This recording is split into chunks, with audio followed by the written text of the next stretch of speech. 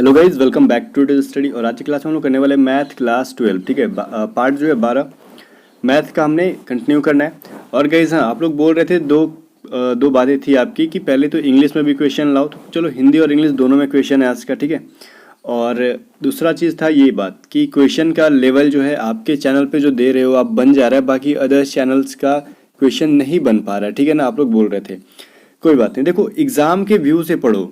Other channel वाले क्या कर रहे हैं मुझे नहीं पता, आप किसको फॉलो कर रहे हो वो भी मुझे नहीं पता, बट मेरा काम क्या है, जो आपके एग्ज़ाम में आता है वैसा ही मुझे पढ़ाना है। और आपके एग्ज़ाम में जो आता है, अगर आप मेरे चैनल से प्रिपरेशन करके जा रहे हो एग्ज़ाम में, मैं आपको ये लालच नहीं दे रहा हूँ बल्कि जो रियलिटी है वो बता रहा हूँ। तो 100% मैथ अगर अच्छा करके जा रहे हो तो आपसे बन ही जाएगा। जब मेरे चैनल के सारे क्वेश्चन मेरे बताने से पहले अगर खुद आप बना ले रहे हो तो आपके एग्जाम्स के क्वेश्चन बनेंगे 100%।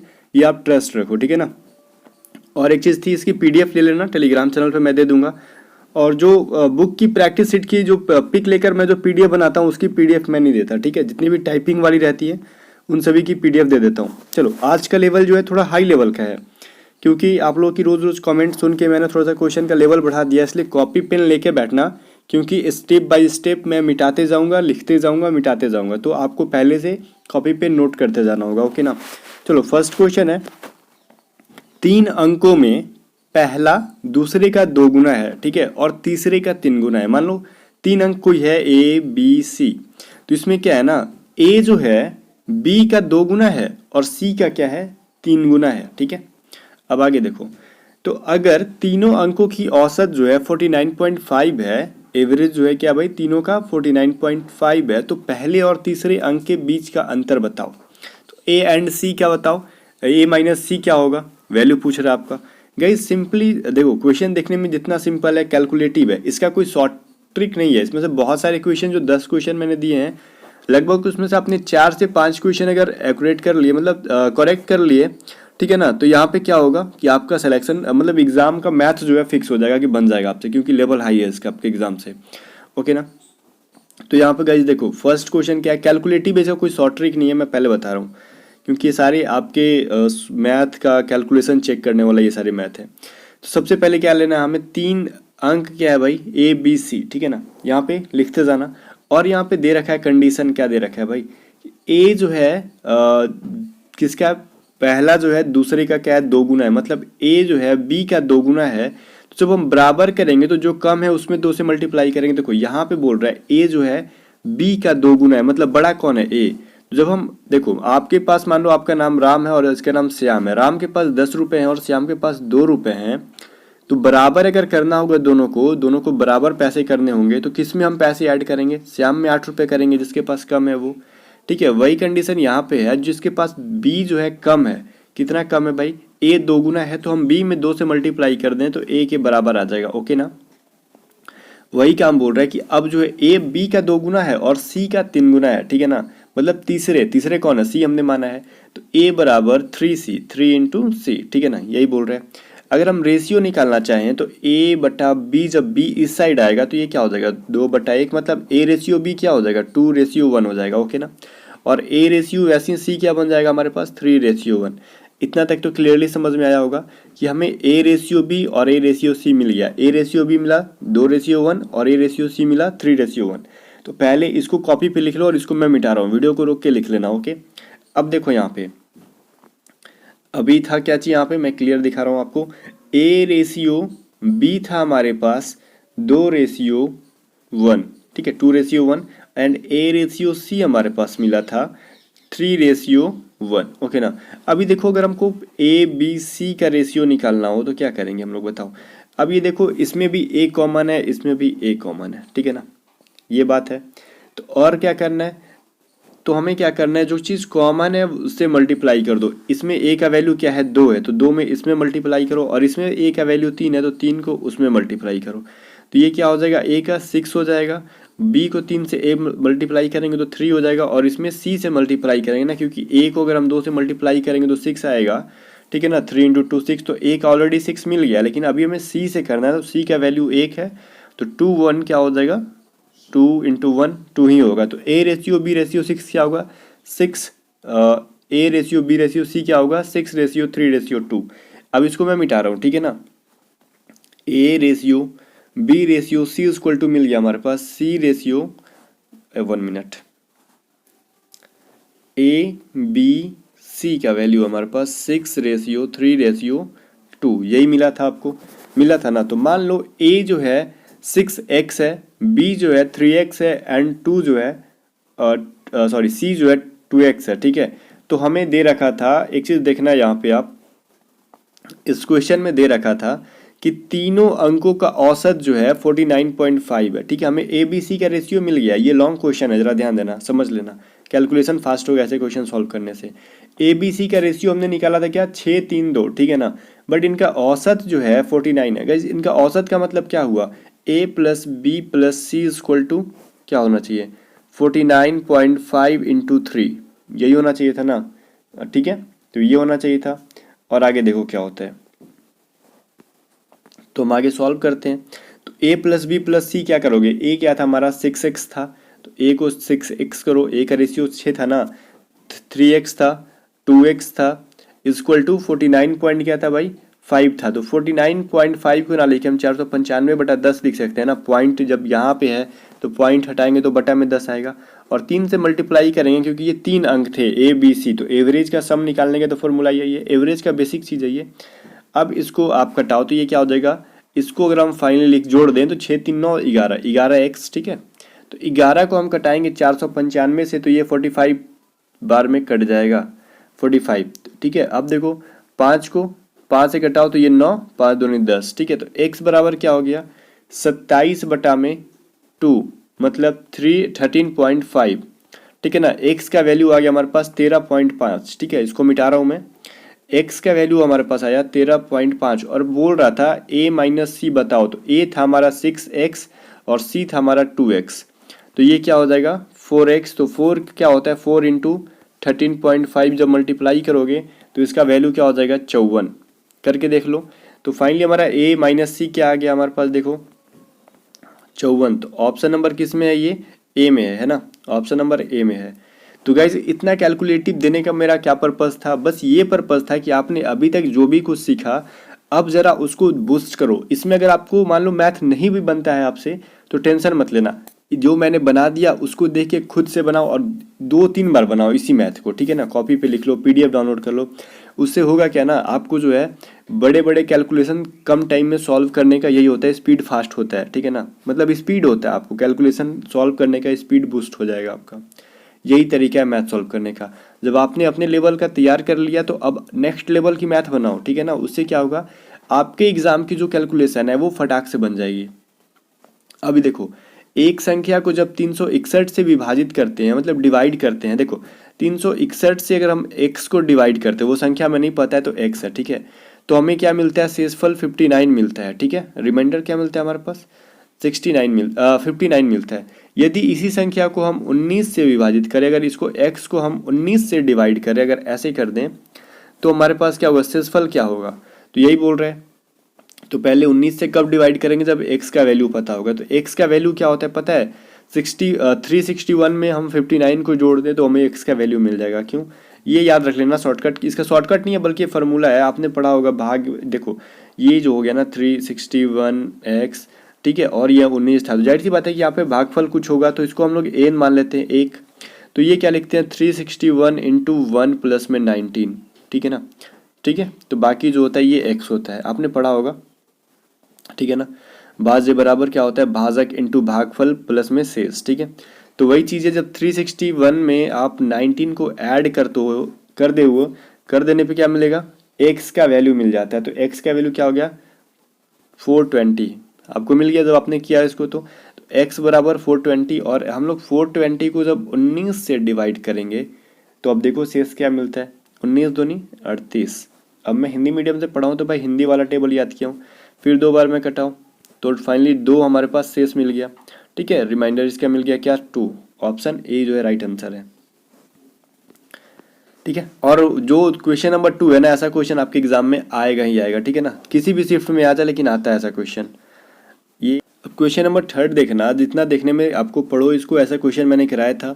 ये क्वेश्चन देखने में सिंपल लग सकता है लेकिन सॉल्व करने में उतना कॉम्प्लेक्स है। मैं पहले क्यों बोल रहा हूँ कॉम्प्लेक्स है, मैं आपको डरा नहीं रहा हूँ, आपको ये बता रहा हूँ कि आप इस टाइप के क्वेश्चन करो, ये क्वेश्चन आपके एग्जाम में नहीं आएगा इतना टफ, बट ऐसे करने से आप इस चैप्टर की जो है ना कैलकुलेशन फास्ट कर लोगे, ठीक है ना, ये मैं बोल रहा हूँ। और अब टाइम आया है कैलकुलेशन फास्ट करने का।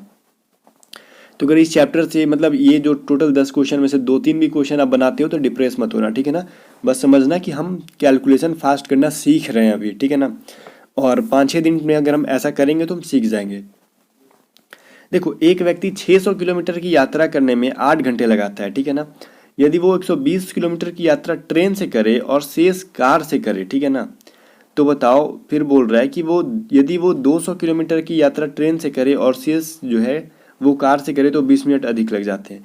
तो ट्रेन की गति का कार की गति से रेशियो निकालो। देखो, इस क्वेश्चन में दो कंडीशन दिए हुए हैं। पहला क्या दिया हुआ है, टोटल डिस्टेंस है हमारे पास ये 600 किलोमीटर, ठीक है।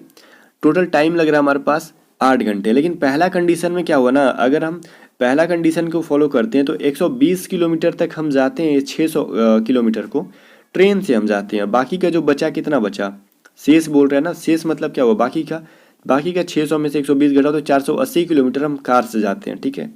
तो हम कितना लगाते हैं भाई, 8 घंटे लगा देते हैं। लेकिन दूसरा कंडीशन ये है कि यदि हम 200 किलोमीटर की यात्रा, मतलब इसको हम 200 किलोमीटर तक हम ट्रेन से जाएं और बाकी का बचा जो 400 किलोमीटर हम कार से जाएं तो 20 मिनट अधिक लगता है। मतलब 8 घंटे में 20 मिनट हम ऐड कर देंगे तो 20/60, तो 20/60 तो 1/3, तो मतलब इसका वैल्यू क्या आ गया, 25/3, मतलब 25/3 आवर्स लगते हैं अगर 200 किलोमीटर को हम ट्रेन से जाएंगे और शेष जो 400 किलोमीटर कार से जाएंगे तो। और पहला कंडीशन में 8 घंटा लग रहा है और दूसरा घंटा में 25/3 घंटे लग रहे हैं। तो ये बोल रहा है टी रेशियो, मतलब ट्रेन रेशियो, कार का रेशियो बताओ उनके स्पीड का, ठीक है। तो गाइस देखो, यहाँ पे हमने पढ़ा था, क्या पढ़ा था ये बताओ, डिस्टेंस। देखो, डिस्टेंस बाय स्पीड बराबर क्या होता है, टी, ठीक है ना। डिस्टेंस दूरी बटा में समय बराबर, दूरी बटा में चाल बराबर समय होता है, ठीक है। ये आपने टाइम वाला डायमंड डिस्टेंस में पढ़ा होगा। बट यहाँ पे डिस्टेंस को दो भाग में बांटा गया ना, d1 स्पीड भी है हमारे पास, एक बार ट्रेन से और एक बार कार से, तो s1 प्लस में d2 बटा में s2 इक्वल टू हमारा टोटल टाइम टेकन जो लगा t लगा, ठीक है। और ऊपर से दो कंडीशन है, तो पहला कंडीशन हम लिखेंगे 120 बटा में ट्रेन का स्पीड को हम t मान लेंगे, बाकी का जो स्पीड बचेगा 480 बटा में कार का c मान लेंगे, ठीक है। टोटल 8 लिख देंगे।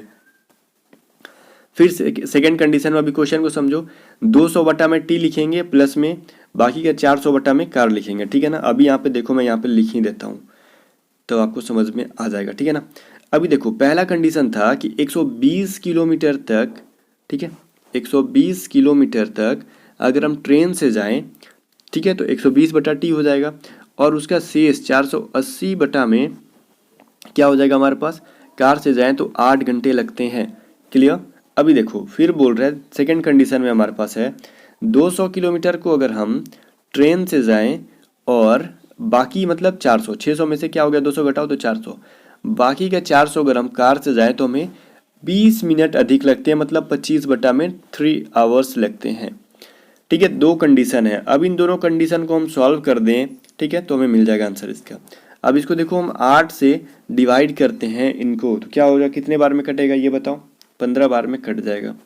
और ये कितने बार में 8 से कटेगा, 60 बार में कट जाएगा, क्योंकि ये 8 दोनों को डिवाइड करेगा, क्योंकि अगर इसको हम नीचे भेजें तो नीचे बटा में आ जाएगा ना। वैसे ही 25 को इधर से कटाओ तो 25 को 8 बार में कट जाएगा ये, और ये 400 जो है 16 बार में कटेगा, ठीक है। और ये जो बटा में इधर 3 है ऊपर जाएगा तो दोनों में मल्टीप्लाई हो जाएगा, तो मतलब 8 × 3 क्या हो जाएगा, 24, और ये 16 × 3 32, ठीक है। तो पहले तो इन दोनों इक्वेशन को आप लिख लो कॉपी पे, मैं इसको मिटा रहा हूँ, ठीक है ना। अब ये जो दो इक्वेशन मिले हैं वो कैसे मिले हमें, 15/7 मिला, ठीक है। 15 बटा में टी मिला, ट्रेन था हमारा। 60 बटा में क्या मिला, कार मिला। वैल्यू हमारे मिल गया इसका 1, ठीक है। कट गया था हमारा जो इधर था 8 था, काट दिया था हमने तो 1 बचा। अभी देखो, ये क्या था हमारे पास, ये जो हमारे पास था 60 था, ठीक है ना। ये क्या था हमारे पास, 8 बटा में ट्रेन था, ठीक है। और ये 16 बटा में कार था। ये हमारे पास बचा था 1/3, क्योंकि हमने 25 को कटा दिया तो 25 कटा तो 1 बचा ना ऊपर में। अब इस 3 को जब हम इस साइड भेजेंगे तो ये क्या हो जाएगा ये बताओ, 24 हो जाएगा। ये क्या हो जाएगा हमारा 48 हो जाएगा, ठीक है ना। 24 हो जाएगा ये वाला, तो हम इसको 24 लिखेंगे और इसको क्या लिखेंगे, 16 × 3 करोगे तो क्या हो जाएगा 48 हो जाएगा ना हमारा। तो हम वही काम करने वाले हैं यहाँ पे, ठीक है। तो ये 24 हो गया हमारा, ये 48 हो गया और इक्वल टू 1 बचा यहाँ पे। मतलब ये इक्वेशन 1 के बराबर है, ये भी 1 के बराबर है, तो ये वाला इसके बराबर हो जाएगा कि नहीं। तो 15/t प्लस में 60/c बराबर 24/t प्लस 48/c, ठीक है। अब ये लिख सकते हो आप लोग, ठीक है। 60/c equal to 24/t plus में 48/c, ओके ना। अभी देखो ये क्या होगा, अभी t जो है और t इनका बेस जो है बराबर है, तो 15/t को इसमें से हम घटा सकते हैं, तो ये जब इस साइड जाएगा, ठीक है। और ये जो ये छोटा है 60 48 कार वाला, तो इधर आएगा, तो 60c minus 48c equal to 24t minus 15/t, ठीक है। तो अब आपको करना क्या है, इनको घटा देना है, ठीक है। नीचे वाले जो लिखे हुए हैं उनको आपको सिंपली घटाना है। तो 60 में से 48 जाएगा तो कितना हो जाएगा, आपको पता होगा कि 60 में से घटाने पे क्या होगा 12 बचता है, ठीक है। और तो क्या क्या हो जाएगा भाई 12/c इक्वल टू 24 में से जब 15 माइनस करोगे तो क्या हो जाएगा ये बताओ, 9/t, ठीक है ना। तो अब ये बताओ कट जाएंगे 3 के टेबल से, तो 4 बार में कटेगा, ये 3 बार में कटेगा, ठीक है। तो अब देखो क्या होगा, जब हम 4/c मिल गया हमें और 3/t मिल गया हमें, तो जब हम इसको कम्प्लीटली रेशियो में चेंज करना चाहेंगे तो भी हम कर सकते हैं। ये t को ऊपर भेजो तो t हो जाएगा इधर और c बटा में नीचे, और 4 को इधर नीचे भेजेंगे तो 3/4। तो हमें रेशियो मिला ट्रेन और कार का स्पीड का रेशियो 3/4। यही तो पूछ रहा था आपसे आंसर, 3/4 पूछ रहा था ना। ट्रेन की गति का कार की गति से अनुपात याद कीजिए। तो अब ये क्वेश्चन जिसको नहीं समझ में आया उसके पास समझाने का मेरे पास एक तरीका है, समझो क्या। मैंने स्टेप बाय स्टेप बताया, आप उसको स्टेप बाय स्टेप लिखो, ठीक है। और फिर उसको एक बार अच्छे से क्वेश्चन पढ़ के देखो सॉल्यूशन को कि कैसे मैंने सॉल्व किया है, और फिर से एक बार अपने से सॉल्व करो, फिर ये क्वेश्चन ईजी लगेगा। अभी क्वेश्चन नंबर 4 है कि 10 संतरों का विक्रय मूल्य 13 संतरों के क्रय मूल्य के बराबर है, तब बताओ लाभ का प्रतिशत क्या है, ठीक है। 10 संतरे का क्रय मूल्य, इसके लिए मैंने एक शॉर्टकट बताया था, वो क्या, जिसको इसके विक्रय मूल्य और इसके क्रय मूल्य जब दोनों बराबर हो जाते हैं ना एक दूसरे के, तो लाभ या प्रॉफिट जो भी पूछे, मतलब लाभ या हानि जो भी पूछे, तो निकालने का तरीका, जो विक्रय मूल्य दे रखा है उसको हम कॉस्ट प्राइस मान लेंगे, मतलब सेलिंग प्राइस को कॉस्ट प्राइस और कॉस्ट प्राइस को सेलिंग प्राइस मानेंगे। मतलब हमारा CP हो जाएगा 10 बिकॉज ये SP माना गया है ना, और हमारा SP हो जाएगा 13। तो हमने 10 रुपये में खरीदा और 13 रुपये में बेचा, तो हमें प्रॉफिट कितने रुपए का हुआ, 3 रुपये का। 3 रुपये का प्रॉफिट हुआ कितने पे, 10 पे। तो 3/10 इंटू 100 इक्वल टू कट गया, तो 30% का हमें प्रॉफिट हुआ था। फाइनली आंसर है हमारे पास A, ठीक है, बिल्कुल भी टफ नहीं है। अभी देखो 5 नंबर क्वेश्चन है हमारे पास, 20 लीटर और 36 लीटर के दो मिश्रण में से स्प्रिट और जल का अनुपात जो है 3:7 और 7:5 है। दोनों मिश्रणों को अगर इकट्ठा मिला दिया गया तो नए मिश्रण में स्प्रिट और जल का, मतलब स्प्रिट एंड वाटर का रेशियो क्या हो जाएगा। देखो दो मान लो बीकर है या फिर 2 बाल्टी है, 2 डब्बा है, जो भी है, इसमें जो है स्प्रिट और वाटर, इसमें भी स्प्रिट एंड वाटर है। इसमें स्प्रिट एंड वाटर का क्या रेशियो 3:7 है और इसमें क्या 7:5 है। लेकिन टोटल मिला के ये कितना मिश्रण है, मिक्सचर है 20 लीटर एंड 36 लीटर। तो सबसे पहले बोल रहा है कि दोनों को हम मिलाएंगे तो फिर फाइनली क्या बनेगा हमें। तो दोनों को मिलाने के लिए इसमें कितना स्प्रिट है, इसमें कितना वाटर है, इसमें कितना स्प्रिट है, इसमें कितना वाटर है, वो निकाल लेंगे, फिर दोनों को जोड़ देंगे। जैसे देखो कैसे, आपको आयोग की डेटा याद हो गया होगा, ठीक है ना। तो पहले वाले में था कितना लीटर भाई, 20 लीटर में, ठीक है, क्या रेशियो था हमारा, 3 रेशियो क्या था, देख लो एक बार, आपको अगर याद ना हो तो, मुझे भी भूल गया, 3:7 था, ठीक है। चलो हम यहीं पे सॉल्व करते हैं, क्वेश्चन भी दिखेगा। पहले 20 लीटर के लिए देखो हम यहाँ पे सॉल्व करते हैं, क्या था हमारे पास, स्प्रिट कितना हो जाएगा हमारे पास 3/10 इंटू 20, ठीक है। तो स्प्रिट कितना हो गया हमारे पास पहले वाले में, ये बताओ 6 लीटर, स्प्रिट कितना हो गया 6 लीटर पहले वाले में, और वाटर कितना हो जाएगा हमारे पास ये बताओ। तो अगर हम इसके जगह पे 7/10 कर दें इंटू 20, तो हमारे पास 14 लीटर, ठीक है। मतलब पहले वाले में हमारे पास 20 लीटर वाले में जो था कितना था हमारे पास, 6 लीटर स्प्रिट था और वाटर कितना था हमारे पास 14 लीटर था, याद रखना। और 36 लीटर वाले में कितना हमारे पास वाटर था, स्प्रिट था 7/12 कर देंगे ना, तो 12 × 36, तो ये 21 लीटर हमारे पास स्प्रिट हो गया और ये वाटर कितना हो गया, तो यहाँ पे 7 की जगह अगर हम 5 रखते हैं तो ये कितना हो जाता है 15 लीटर। वाटर जो हो गया हमारे पास 15 लीटर हो गया, ठीक है ना। तो स्पिरिट पहले वाले में 6 लीटर, दूसरे वाले में 21 लीटर। वाटर पहले वाले में 14 लीटर, दूसरे वाले में 15 लीटर, ठीक है। तो ये जब दोनों को मिलाएंगे तो स्पिरिट का वैल्यू जोड़ दो और वाटर का वैल्यू जोड़ के रेशियो निकाल दो। तो 21 प्लस 6 क्या होता है 27 हो जाएगा ना, 27। और बटा में क्या करेंगे 14 प्लस ये क्या हो गया 15, तो 27 बटा में 29, 27 रेशियो 29 हमारा फाइनली आंसर हो गया। ऑप्शन नंबर सी, कुछ भी टफ नहीं था, इजी था। अब ये देखो यहाँ पे थोड़ा सा लॉजिकल क्वेश्चन है, समझना। एक बिल में बिल मतलब क्या, वो कौन सा बिल भाई, वो गड्ढा वाला बिल नहीं, ठीक है। वो बिजली बिल हो सकता है या फिर कोई सा भी आपको जो बिल आता है ना घर में किसी भी चीज़ का खरीदते हो वो वाला बिल, ठीक है ना। जैसे आप होटल में खा रहे हो वो वाला बिल। तो बिल में 35% की एकल छूट दी जाती है। मतलब आपको मान लो आगे क्वेश्चन पढ़ो फिर मैं समझाता हूँ। अथवा 2 बार क्रमबद्ध 20% की छूट देने में कुल जो है 22 रुपए का क्या होता है अंतर आता है, ठीक है। तब बताओ उस बिल की राशि कितनी थी। देखो क्या है, ये एक आपका घर है, ठीक है। इसमें देखो जनवरी और फरवरी 2 मंथ का क्या हुआ है बिल आया है, मतलब इलेक्ट्रिक का बिल जो आता है वो पहले में आया ना, तो बोला उसने कि मैं आपको 35% का डिस्काउंट दे रहा हूँ, ठीक है। दूसरे बार आया ना तो बोला ना कि चलो मैं आपको 20% का डिस्काउंट दे रहा हूँ। फिर 5 मिनट के बाद बोलता है नहीं चलो मैं फिर से आपको और 20% का डिस्काउंट दे रहा हूँ। तो उसने टोटल कितना डिस्काउंट दिया, आप बोलोगे 40%, लेकिन गलत बात, 40% का डिस्काउंट नहीं माना जाता है इसको, ठीक है। इसको हम लोग निकालने का फॉर्मूला क्या होता है हमारा ये बताओ, ठीक है। जो भी होगा हम निकालेंगे आगे। देखो जनवरी में 35% दिया और फरवरी में 2 बार 20% का डिस्काउंट दिया, तब जाके जो बड़ा वाला डिस्काउंट होगा उसको छोटे वाले डिस्काउंट से अगर हम माइनस करते हैं तो टोटल क्या आता है 22 आता है, ठीक है। तो बोलता है कि उसमें टोटल बिजली का बिल कितना आया वो बताओ।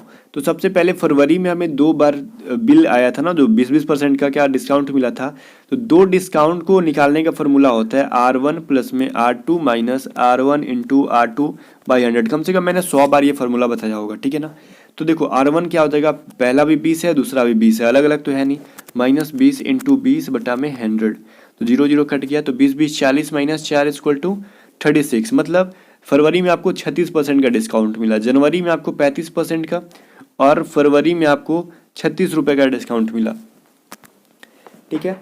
तो गाइस देखो 1% का डिस्काउंट का अंतर है ना दोनों में, तो 1% जो है वो 22 रुपया हो गया। मतलब दोनों को जब घटाते हैं 36% और 35%, तो उसका वैल्यू 22 रुपये आता है। मतलब वो टोटल बिल का जो है 1% हो गया कितना, 1% जो है वो 22 रुपये है। तो 100% क्या होगा, तो ये जब 100 चला जाएगा इधर तो x बराबर क्या हो जाएगा 22 इंटू 100 इक्वल टू 2200 रुपये, ठीक है। तो 2200 रुपये फाइनली आंसर आ गया हमारा। टोटल बिजली का बिल कितने आया था आपके पास 2200 रुपये। बस समझने वाली चीज़ है, कुछ भी था नहीं इसमें। क्वेश्चन नंबर 7 देखो क्या बोल रहे हैं। एक घन का आयतन जो है 512 सेंटीमीटर क्यूब है, सॉरी सेंटीमीटर है। आयतन है तो ये क्यूब में ही होगा, ठीक है ना, सेंटीमीटर क्यूब। देखो इसका पृष्ठीय क्षेत्रफल ज्ञात करो, तो इसके लिए क्या याद करना होगा, क्यूब का जो होता है ना वो फॉर्मूला याद करना होगा। कैसे याद होगा, रटना होगा, ठीक है, ऐसे तो याद होगा नहीं, तो जाके रट लेना। क्यूब का वॉल्यूम क्या होता है, क्यूब का वॉल्यूम जो होता है ए क्यू होता है, ठीक है ना। तो ए क्यू का वैल्यू हमारे पास दे रखा है 512 है, 512 है ना, 512 है। तो ए क्यूब का वैल्यू जो हमारे पास 512 है, ठीक है ना। तो ए क्यूब का वैल्यू जब 512 है तो ये क्यूब करेंगे किस चीज़ का क्यूब है भाई 512, ये बताओ। तो ए क्यूब जो है 512 जो है ये 8 का क्यूब है। ए बराबर क्या आ गया 8 आ गया। तो ये बोलो कैसे आपको पता चल गया, भाई ये मैथ है, आपको पढ़ना होगा, ठीक है ना, याद करना होगा। 1 से लेके कम से कम 15-16 तक का क्यूब याद रखना, या फिर 10 तक का भी एटलीस्ट क्यूब क्या होता है, 1 से लेके 20-25 तक का स्क्वायर क्या होता है ये याद रखना होता है। तो ए का वैल्यू हमें मिल गया 8, ठीक है ना। तो बोल रहा उसका पृष्ठीय क्षेत्रफल क्या होता है, तो पृष्ठीय क्षेत्रफल का मतलब सरफेस एरिया। तो क्यूब का सरफेस एरिया होता है 6 इंटू ए स्क्वायर। तो ए का वैल्यू हमें पता है 8, तो 8 का स्क्वायर 64, तो 6 into 64 equal to 384 centimetre square, ठीक है ना। तो 384 सेंटीमीटर स्क्वायर फाइनली हमें आंसर मिल गया। चलो अब ये सभी फार्मूला पे डिपेंड करता है, और मेंसुरेशन मैंने एक बार ख़त्म कर दिया भैया फार्मूला पढ़ा के। अब बोलोगे फिर से स्टार्ट करो, तो उतना टाइम है नहीं हमारे पास कि हम फिर से स्टार्ट करें और पढ़ लें। तो जाके मैथ जो है 2020 के प्लेलिस्ट से जाके देखो, जो भी चैप्टर वीक है कमज़ोर है उसको स्ट्रॉन्ग कर लो। बोल रहा है दो वृत्त हैं, दो सर्कल। अच्छा मैंने इसका इंग्लिश नहीं लिखा, मिस हो गया, ठीक है ना। देखो दो वृत्तों की परिधियों के बीच 132 सेंटीमीटर का अंतर है, मतलब वृत्त का परिधि मतलब पेरीमीटर। ये दो वृत्त है, एक बड़ा वृत्त सर्कल है, छोटा वाला सर्कल है। इसका जो पेरीमीटर पूरा होता है ना ये वाला, इनको जब बड़े वाले में से छोटे वाले को माइनस करते हैं पेरीमीटर को, तो 132 का में मिलता है, वो वैल्यू मिलता है। तो छोटे वृत्त की त्रिज्या मतलब रेडियस जो है छोटे वाले की, ये छोटा नहीं है ना भैया, ये छोटा है, रेडियस जो है 14 है, तो हम छोटे वाले के लिए स्मॉल आर यूज करें, तो बड़े वाले की त्रिज्या कैपिटल आर का वैल्यू बताओ। तो ठीक है, सबसे पहले पेरीमीटर का फॉर्मूला क्या होता है ये बताओ। पेरीमीटर का फॉर्मूला आपको पता होगा, नहीं पता है तो फिर आपकी प्रॉब्लम है। 2πr होता है, तो बड़े वाले के लिए हम कैपिटल आर, छोटे वाले का क्या होगा 2πr इक्वल टू क्या हो जाएगा 132 हो जाएगा। देखो 2πr कॉमन है, तो हम इसको कॉमन निकाल लेते हैं बाहर, 2π और capital R minus small R का वैल्यू है 14, तो ये क्या हमारे पास 132। और पाई का वैल्यू क्या हो जाता है भैया ये बताओ 22/7, तो हम 2 इंटू 22/7 लिख सकते हैं इसको, ठीक है, 2 इंटू 22/7, ठीक है ना। अब इसको देखो कटाते हैं इसको हम, तो ये 11 दूनी 22 और ये 11 12 बार में कट जाएगा 11 से, तो ये 2 इंटू 2 4 और ये 4 से कटाओ तो 3 बार में कट जाएगा, मतलब r माइनस 14 इक्वल टू 21। ये 7 है ना, इधर जाएगा तो 21 हो जाएगा। तो capital r minus 14 equal to क्या हो गया 21। तो बड़े वाले r का वैल्यू पूछा था, तो माइनस है तो इधर जाएगा तो 14 प्लस होगा 35। तो कैपिटल r का वैल्यू आ गया 35। तो बड़े वृत्त की त्रिज्या, बड़े सर्कल का रेडियस 35 है, तो फाइनली आंसर इनमें से कोई नहीं होगा, ठीक है ना, नन ऑफ दिस। अभी क्वेश्चन नंबर 9 है, ट्रिगोनोमेट्री से क्वेश्चन है।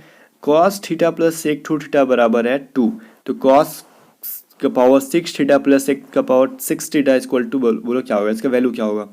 गाइस वीडियो को रोक के इसको सॉल्व करो, मैं बताता हूँ। देखो सबसे पहले हमने पढ़ा था कि cos थीटा बराबर क्या होता है 1/में सेक थीटा होता है, ये चीज़ तो पढ़ा था आपने। या फिर हम लिख सकते हैं कि सेक थीटा बराबर क्या होता है 1/में cos थीटा होता है। तो हम सेक थीटा को क्यों ना cos थीटा में चेंज कर दें। देखो cos थीटा प्लस में 1/में cos थीटा इक्वल टू 2, क्योंकि हम सेक थीटा को क्या लिखते हैं 1/में cos थीटा, ठीक है ना। चलो ये बताओ कि cos थीटा, अब ये फॉर्मूला जो होता है ना x प्लस 1/x बराबर, तो ये इसको मान लो कि cos के जगह हम x मान लेते तो x प्लस में 1/x इक्वल टू 2, ठीक है। x के वैल्यू हम क्या रखें कि ये 2 आएगा। अगर हम x का वैल्यू 1 मान लेते हैं तो वहाँ भी 1 और यहाँ भी 1, तो इसका वैल्यू क्या हो गया 2 आ रहा है, इसको सेटिफाई कर रहा है, मतलब cos थीटा का वैल्यू 1 आ रहा है, ठीक है ना, ठीक है। तो वैसे ही यहाँ पे हम क्या लिखेंगे cos का पावर, अगर हम 1 का पावर 6 भी करें और 1/1 का पावर हम 6 भी करें तो इसका वैल्यू क्या आएगा 2 ही आएगा जोड़ने पे, फाइनल आंसर भी। तो जब भी ऐसा क्वेश्चन दे आपको कि इसका एकदम अपोजिट वाला दे, मतलब cos थीटा बराबर होता है ना सेक थीटा बराबर 1/cos थीटा, जब भी आपको ऐसा कुछ वैल्यू दे तो समझ लेना कि वैल्यू 1 पुट करके और पावर बड़ा बड़ा देना, तो 1 वैल्यू पुट करके 2 आंसर कर देना। मान लो इसके प्लस प्लस प्लस प्लस करके कुछ भी बहुत सारा दे दे तो सबका 1 वैल्यू करके रख देना, 99% में आपका आंसर आ जाता है, ठीक है ना। अभी देखो ये क्या रहा 7 sin स्क्वायर थीटा प्लस में 3 cos स्क्वायर थीटा बराबर 4 हो, तो थीटा एक धनात्मक न्यूनकोण हो, ठीक है ना। तो बताओ tan थीटा किसके बराबर है, ठीक है ना। बोल रहा है कि क्या होना चाहिए थीटा, क्या होना चाहिए पॉजिटिव एक्यूट एंगल होना चाहिए, ठीक है ना। तो tan थीटा का वैल्यू बताओ। गाइस देखो ये जो है आप वीडियो को रोक के सॉल्व करो, मैं यही बोल सकता हूँ, थोड़ा सा कैलकुलेटिव है, मैं बता देता हूँ आपको। लास्ट क्वेश्चन है यहाँ पे देखो 7 sin स्क्वायर थीटा के बाद है cos स्क्वायर थीटा।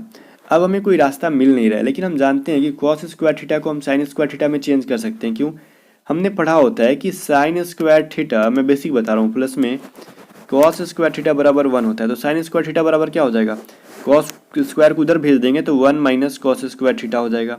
या फिर cos स्क्वायर थीटा बराबर क्या होगा sin स्क्वायर को उधर भेजेंगे तो 1 माइनस sin स्क्वायर थीटा हो जाएगा।